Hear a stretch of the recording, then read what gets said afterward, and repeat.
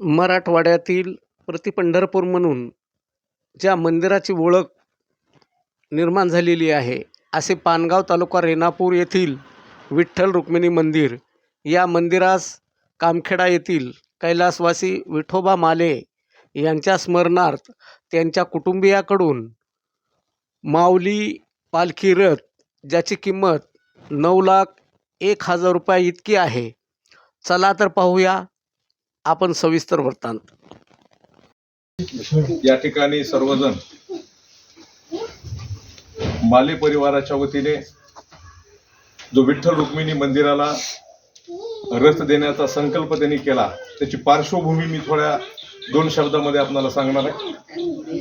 हो, माले परिवार आणि गुडे परिवार या दोघांच्या संयुक्त विद्यमाने या ठिकाणी विठ्ठल रुक्मिणी मंदिराला रथ देण्याचा त्यांचा जो संकल्प आहे, आम्ही काही दिवसापूर्वी आदरणीय ताईंकडे गेलो. मी बबरूवान भाऊजी प्रभाताईंना भेटलो आणि मग प्रभाताईंनी त्या दिवशी सांगितलं की बाबा संकल्पना अत्यंत चांगली आहे, आमची पण असं काहीतरी करायची इच्छा आहे. मग मी विद्याताईंना भेटलो. त्याच्यानंतर आम्ही भेटल्यानंतर ही सगळ्यांनी पुन्हा घरी बसून सगळ्यांनी एका विचाराने कुठंतरी तात्याचं नाव कायमस्वरूपी चालू राहावं, हा उद्देश त्या ठिकाणी त्यांनी डोळ्यासमोर ठेवून आपल्या मंदिराला रथ देण्याचा संकल्प केलाय. परंतु हे सहज होत नसतंय. इथं चंद्रचूड जे आहेत, आपल्याला आबासाहेब घरी म्हणले होते की ज्या वेळेला तनपुरे महाराजांचा सप्ताह साधारणतः 60 वर्षापूर्वी पानगावला तनपुरे महाराजांचा सप्ताह झाला होता, त्या सप्त्यामध्ये याच परिवाराने त्यावेळेला 1,00,000 रुपये त्या सप्त्यासाठी दिले होते. हे आबासाहेबांनी त्या दिवशी आम्हाला सांगितलं आणि साहेबांनी सांगितल्यामुळंच कदाचित ह्या गोष्टीला आपण पुढे घेऊन गेलो. मग ताईंना भेटलो आणि तिथून पुढं हा विषय सुरू झाला आणि आज तो दिवस या ठिकाणी उजळलेला आहे. त्यांनी आज तात्यांचं चौथं मासिक आहे आणि चौथ्या मासिकाच्या दिवशी एक रीतसर आपल्या रथासाठी आपण त्यांना तेही सांगितलं होतं की साधारणतः 9 लक्ष रुपयाचा हा रथ आहे.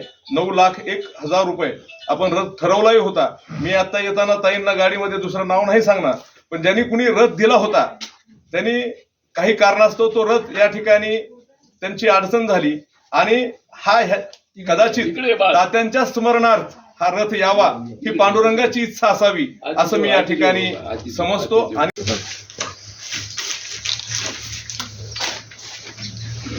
यानंतर या बंधूंमध्ये ज्येष्ठ बंधू म्हणून आदरणीय श्रीधररावजी गुडे भाऊजी यांचा सन्मान मी सन्माननीय आमचे लक्ष्मण अण्णा व गोविंद बापू दुड्डे यांना विनंती करतो की त्यांनी भाऊजींचा सन्मान करावा. त्याला माझे साष्टांग नमस्कार. इतकं कौतुक सोहळा पाहून आम्हाला खरंच खूप आनंद झाला आणि यात आम्ही खरंच आमचे पुढचे श्रेय नाहीत, तरी आमच्या आईने, वडिलांनी, आजीने, आजोबाने जे दान धर्म सुरू केले होते त्याच्यात आमचा हा खारीचा वाटा आहे. आम्ही काही फार असं आमच्याबद्दल कौतुक करण्यासारखं आम्ही केलं नाही. त्यांच्याच ह्याच्यावर आम्ही हे दान त्यांच्याच नावाने करतोय, एवढीच माझी इच्छा. त्याबद्दल धन्यवाद.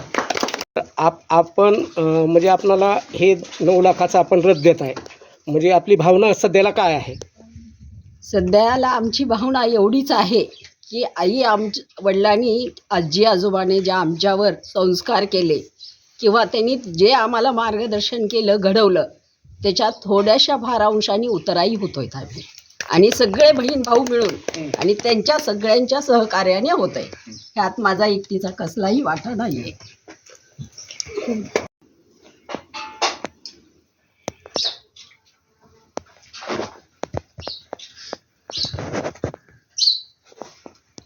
सगळे तिला साईडला घेतलास का? व्हिडिओ करायला सगळे तिला साईडला घेऊन घ्या.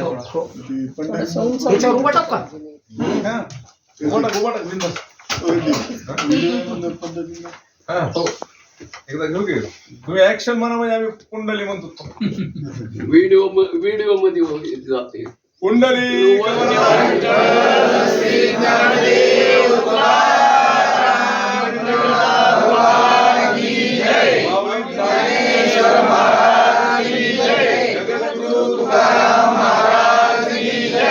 विष्णू फोटो या